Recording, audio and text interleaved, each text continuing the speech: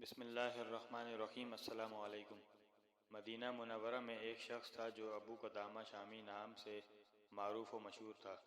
اللہ تعالیٰ نے اس کے دل میں جہاد کی محبت خوب ڈال رکھی تھی، چنانچہ وہ اکثر و بیشتر رومیوں سے لڑنے اور جہاد کرنے میں مصروف رہتا تھا۔ ایک دفعہ وہ مسجد نبوی میں بیٹھا ہوا تھا اور لوگوں سے گفتگو کر رہا تھا۔ حاضرین مجلس میں سے کسی نے کہا کہ واقعات جہاد میں سے جو سب سے تعجب انگیز واقعہ آپ نے دیکھا ہو وہ ہمیں سنا دیجیے۔ شیخ ابو قدامہ نے فرمایا کہ سنو، میرا ایک دفعہ رکا جانا ہوا تاکہ کوئی اونٹ خرید لوں جو ہمارے اسلحے اٹھانے اور لے جانے کے کام آئے۔ چنانچہ میں ایک دن دریائے فرات کے قریب رکا نامی اس شہر میں بیٹھا ہوا تھا کہ اچانک ایک عورت آئی اور اس نے مجھ سے کہا کہ اے ابو قدامہ، میں نے آپ کے متعلق سنا ہے کہ آپ جہاد پر واعظ کہتے ہیں اور لوگوں کو جہاد کی ترغیب دیتے ہیں۔ میں ایک ایسی عورت ہوں کہ اللہ نے مجھے لمبے لمبے بالوں سے نوازا ہے۔ میں نے اپنے اکھڑے ہوئے بالوں سے ایک رسی بٹ لی ہے اور اس پر میں نے مٹی مل لی ہے تاکہ بالوں کی بے پردگی نہ ہو۔ آپ اس رسی کو لیجئے اور جب دشمن کی سرزمین پر پہنچ جائیں اور گھمسان کی لڑائی شروع ہو جائے، تلواریں ٹکرانے لگیں، تیر پھینکے جانے لگیں اور نیزے سانپوں کی طرح باہر نکل آئیں، تو آپ اس رسی کو اپنی جہادی گھوڑے کے گلے میں ڈال دیں اور اس سے جہاد کریں۔ اگر آپ کو خود ضرورت نہ پڑے تو کسی ضرورت مند مجاہد کو دیجیے۔ میں اس عمل سے یہ چاہتی ہوں کہ میدان جہاد کا گرد و غبار میرے بالوں کو لگ جائے۔ میں ایک بیوہ عورت ہوں، میرے شوہر جہاد میں شہید ہو چکے ہیں اور میرا کنبہ جہاد میں شہید ہو گیا ہے۔ اگر مجھ پر جہاد فرض ہوتا تو میں خود چلی جاتی، لہذا میری جگہ آپ میرے ان بالوں کو جہاد میں استعمال کریں۔ پھر اس عورت نے کہا، اے ابو قدامہ، یہ بات بھی سن لو کہ جب میرا شوہر شہید ہو گیا تھا تو اس نے اپنے پیچھے ایک خوبصورت لڑکا چھوڑا تھا۔ اس لڑکے نے قرآن کریم حفظ کر لیا ہے اور جہادی ٹریننگ کر کے گھڑ سواری میں خوب مہارت حاصل کر لی ہے۔ نیز وہ تیر اندازی میں غضب کا ماہر ہے۔ وہ رات بھر تہجد پڑھتا ہے اور دن بھر روزہ رکھتا ہے۔ اس وقت وہ خوب جوان ہے اور اس کی عمر 15 سال ہے۔ آج کل وہ اپنی زمینوں میں کام کے لیے گیا ہوا ہے۔ جب وہ واپس آ جائے گا اور آپ یہاں موجود ہوں گے تو میں اس جوان سال بیٹے کو اللہ تعالیٰ کے راستے جہاد میں اللہ کی رضا کے لیے بطور قربانی پیش کروں گی۔ میں آپ کو دین اسلام کی عزت و عظمت کا واسطہ دیتی ہوں کہ آپ مجھے اس ثواب سے محروم نہ کیجیے گا۔ میں نے اس عورت سے وہ بٹی ہوئی رسی لے لی تو دیکھا کہ وہ اس کے سر کے بالوں سے بنی ہوئی تھی۔ اس نے مجھ سے کہا کہ آپ میرے سامنے اس رسی کو اپنے سامان میں محفوظ کر رکھیں تاکہ مجھے تسلی ہو جائے۔ میں نے رسی کو محفوظ کر کے رکھا اور رکا سے اپنے ساتھیوں سمیت نکلنے لگا۔ جب ہم مسلمہ بن عبد الملک کے قلعہ کے پاس پہنچے تو پیچھے سے ایک شہ سوار کی چیخنے کی آواز آئی جو کہہ رہا تھا، اے ابو قدامہ، خدا کے لیے ذرا رک جائیے۔ ہم رک گئے۔ جب ہم نے دیکھا تو ایک شہ سوار گھوڑے کو کداتا ہوا آ رہا ہے۔ آتے ہی اس نے مجھ سے معانقہ کیا اور پھر فرمایا کہ اللہ کا شکر ہے کہ اس نے مجھے آپ کی رفاقت سے محروم نہیں کیا۔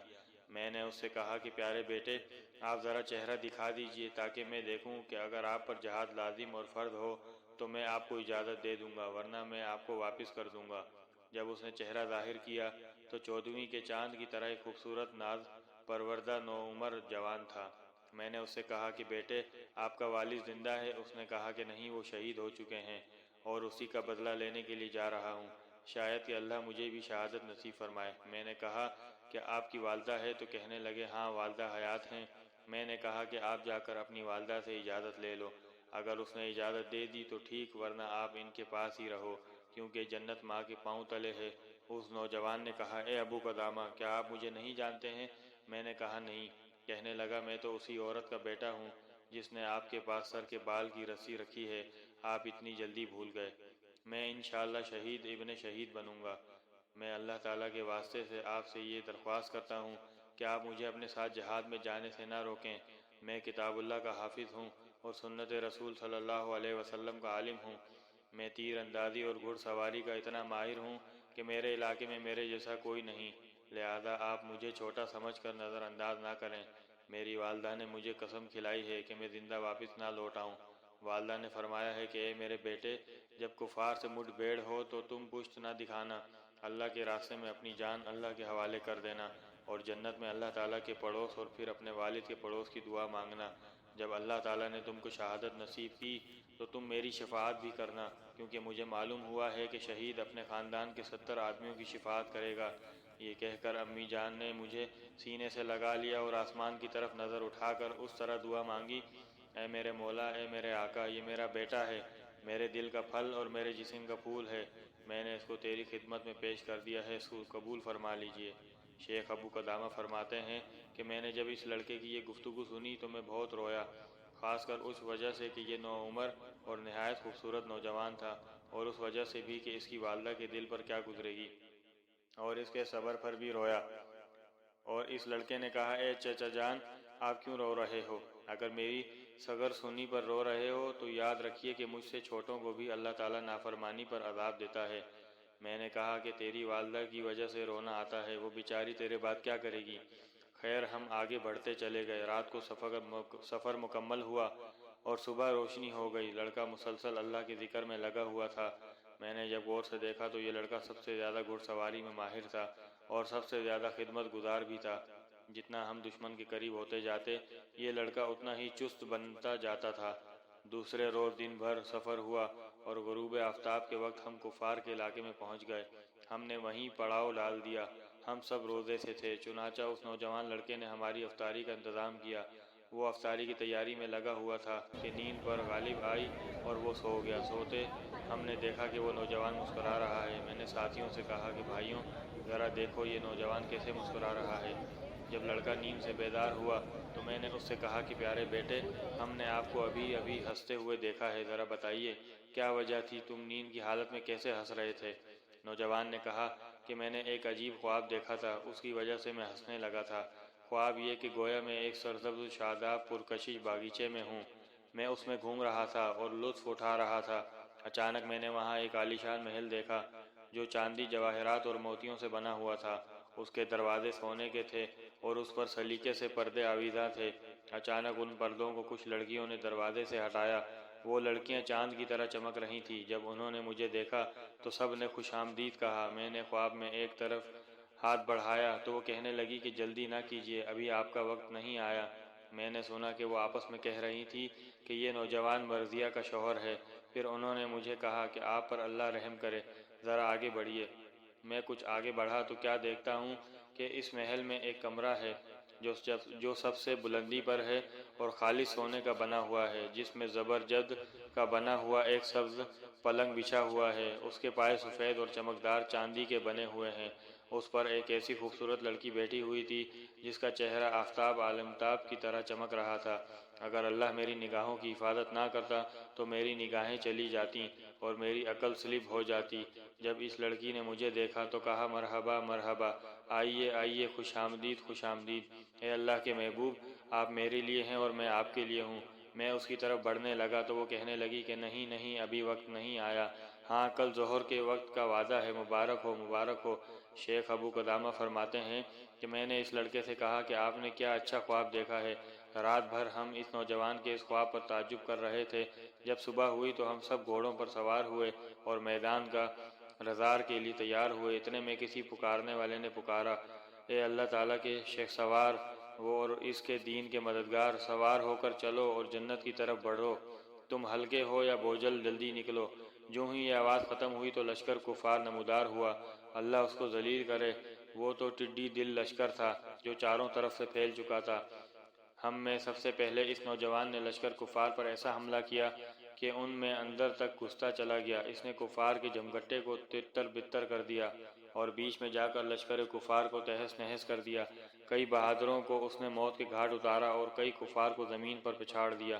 میں نے جب اس لڑکے سے اس کے طرح تاپڑ توڑ حملوں کو دیکھا تو میں اس کے پاس گیا اور اس کے گھوڑے کی لگام کو پکڑ کر کہا، اے پیارے بیٹے، اب تم واپس ہو جاؤ، تم نوعمر ہو، جنگی چالوں کا زیادہ تجربہ بھی نہیں ہے۔ اس نے کہا، اے چچا جان، کیا آپ نے قرآن کی یہ آیت نہیں سنی؟ اے چچا جان، کیا آپ یہ چاہتے ہیں کہ پیچھے مڑ کر جہنم کا حقدار بنوں؟ ہم اسی گفتگو میں تھے کہ اچانک کفار نے ہم پر ایک باریکی حملہ کر دیا، اور یہ حملہ اس طرح سخت تھا کہ ہر آدمی اپنی اپنی فکر میں مشغول ہو گیا۔ اس دوران لڑکے اور میرے درمیان بھی کفار حائل ہوئے اور ہم ایک دوسرے سے جدا ہو گئے۔ اس حملے میں مسلمانوں کی بڑی تعداد شہید ہو گئی۔ جب جنگ رک گئی تو نہ زخمیوں کا حساب لگایا جا سکتا تھا اور نہ شہیدوں کا کوئی حساب تھا۔ میں اپنے گھوڑے سمیت شہداء کی لاشوں میں گھومنے لگا۔ ہر طرف لاشیں ہی لاشیں تھیں اور سیلاب کی طرح خون بہہ رہا تھا۔ شہداء کے چہرے خون اور غبار کی وجہ سے پہچانے نہیں جاتے تھے۔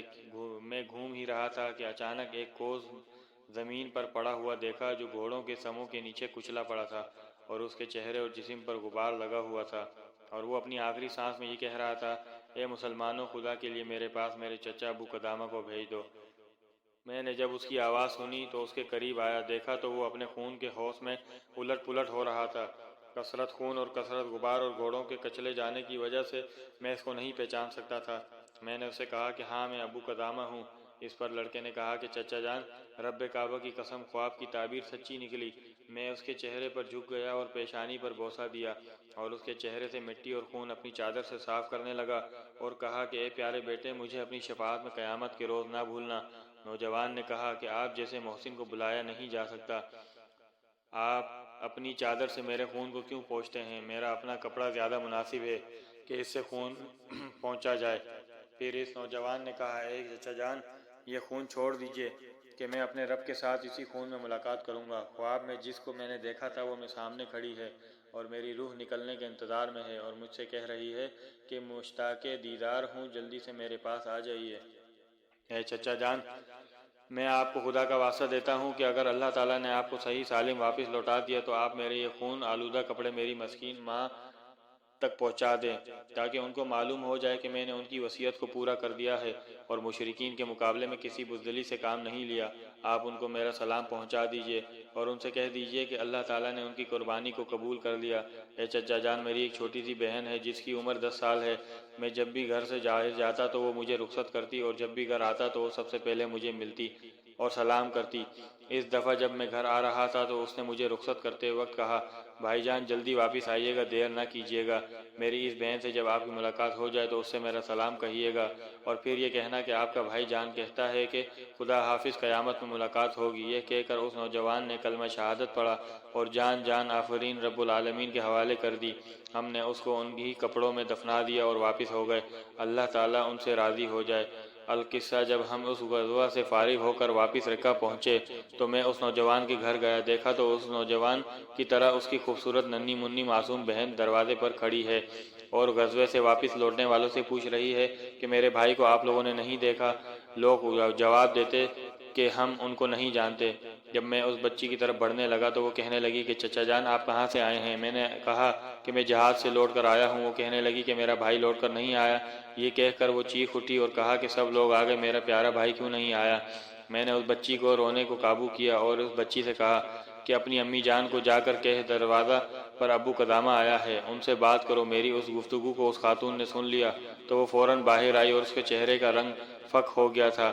میں نے ان کو سلام کیا، ان نے سلام کا جواب دیا اور کہا، اے ابو قدامہ، یہ بتائیے کہ آپ خوشخبری لے کر ہمارے پاس آئے ہیں یا غم کی خبر لے کر آئے ہیں؟ میں نے کہا کہ پہلے خوشخبری اور غم کی خبر وضاحت کریں۔ تو اس نے کہا کہ اگر میرا بیٹا صحیح سالم واپس آ گیا ہے تو یہ غم کی خبر ہے، اور اگر اللہ تعالیٰ نے اس کو شہادت سے نوازا ہے تو یہ خوشی کی خبر ہوگی۔ میں نے کہا، مبارک ہو، اللہ تعالیٰ نے تیرا ہدیہ اور قربانی کو قبول کر لیا ہے اور تیرا بیٹا شہید ہو چکا ہے۔ کہنے لگی، کیا اللہ تعالیٰ نے اسے قبول کر لیا؟